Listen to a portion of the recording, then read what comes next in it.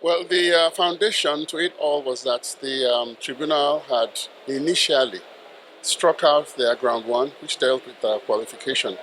And according to them, Section 177C of the Constitution made sponsorship and membership grounds for qualification. And that means, by extension, grounds for challenging an election, or what we call post-election matters.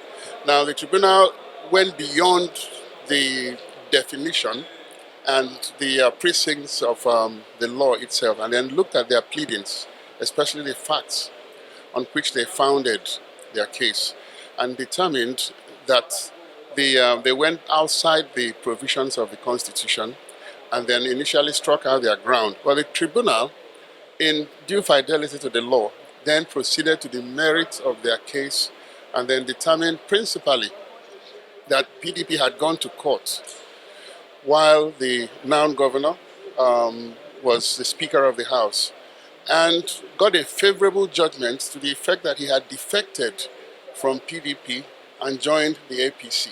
So the point is, can PDP still maintain that he was still a member of APC, having derived a judgment from the courts pronouncing specifically that the governor had actually left PDP and joined APC. So these are the matters we have presented to the court.